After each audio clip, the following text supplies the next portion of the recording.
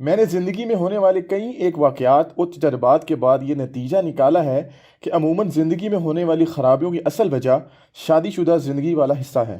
اگر کوئی انسان فتنوں سے جان چھڑانے کی خاطر پوری زندگی بغیر شادی کے ہی گزار دے تو کیا گناہ گار تو نہیں ہوگا؟ دیکھیں جی، پارشلی تو یہ جس دل کی درد کی آواز ہے وہ ہم سمجھ سکتے ہیں اس کی تکلیف کو۔ یہ حقیقت بات ہے کہ کسی حد تک یہ بات درست ہے، لیکن اس کا جو نتیجہ ہے نا وہ غلط ہے۔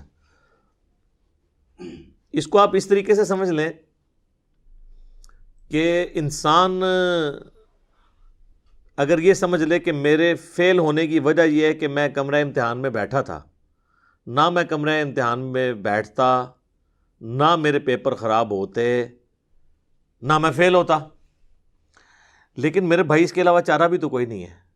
اگر آپ کمرہ امتحان سے اٹھ کے بھاگ جائیں گے تب بھی آپ فیل ہی ہوں گے، پیپر تو آپ کو دینا پڑے گا۔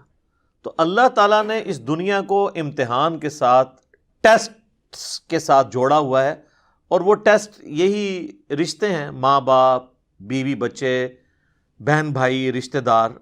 اسی سسٹم میں رہتے ہوئے آپ نے بیسٹ پرفارم کرنا ہے۔ امتحان گاہ سے اٹھ کر باہر نہیں بھاگنا، مجرد زندگی نہیں گزارنی بغیر شادی کے۔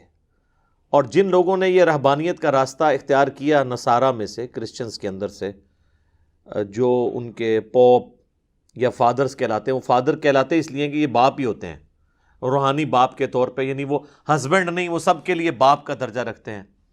اور جو عورتیں وقف ہوئی ہوتی ہیں وہ سسٹرز کہلا رہی ہوتی ہیں۔ تو اینڈ رزلٹ آپ دیکھ لیں کہ خود کرسچنز کی کتابیں بھری پڑی ہیں کہ ان پوپس نے، ان فادرز نے انہی سسٹرز کے ساتھ کیا کچھ کیا، اور کتنے چرچ جو ہیں وہ آؤٹ آف ویڈ لاک پیدا ہونے والے بچوں کے قبرستان بنے۔ بلکہ کچھ سال پہلے آپ کو پتہ ہے ویٹیکن سٹی کے اندر باقاعدہ ان کے جو وہاں پہ بڑے پادری ہیں ان کے سکینڈلز نکلے باہر، جو وہاں کے لڑکوں کے ساتھ انہوں نے بدکاری کی۔ اس پہ باقاعدہ وہ سپاٹ لائٹ کے نام سے فلم بھی بنائی انہوں نے۔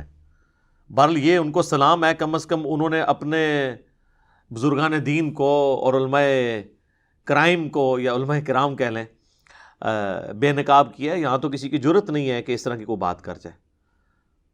تو اس لیے پھر وہ لرن بھی کرتے ہیں اس طرح کے سسٹم کی جو خرابی ہیں، اس کو امپروو بھی کرتے ہیں۔ تو رہبانیت کی زندگی کا پھر اینڈ رزلٹ یہی نکلتا ہے، کیونکہ سیکس سب سے امپورٹنٹ جذبہ ہے۔ یہ تو فرائیڈ بھی مانتا ہے، قرآن حکیم نے تو بہت پہلے یہ بات کر دی تھی، زُيِّنَ لِلنَّاسِ حُبُّ الشَّهَوَاتِ مِنَ النِّسَاءِ۔ اللہ نے مزین کر دی ہے انسان کے لیے جو لذت والی چیزیں، اٹریکٹ فل چیزیں، ان میں پہلی چیز عورت کا فتنہ ہے۔ فتنہ یہ پنجابی والا نہیں ہے، نیگیٹو ورڈ نہیں ہے، یہ پازیٹیو ورڈ ہے۔ آزمائش، ٹیسٹ، یہ کوئی عورت کے لیے کوئی غلط لفظ نہیں، نعوذ باللہ، نہ اس کی توہین ہے، یہ عربی میں فتنہ ہے۔ جس طرح آیا سورہ التغابن میں، انما اموالکم و اولادکم فتنہ، تمہارے مال اور اولاد اس کے سوائے کچھ نہیں ہے کہ وہ تمہارے لیے فتنہ ہے، یعنی آزمائش ہے۔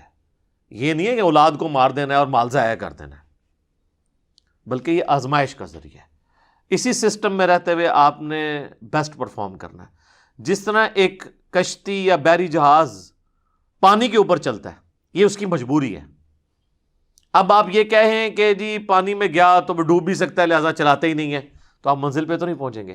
اسی پانی پہ چل کے آپ نے منزل تک پہنچنا ہے، لیکن اس پانی کو آپ نے جہاز کے اندر نہیں داخل کرنا، ورنہ تو پھر بیٹھ جائے گا جہاز۔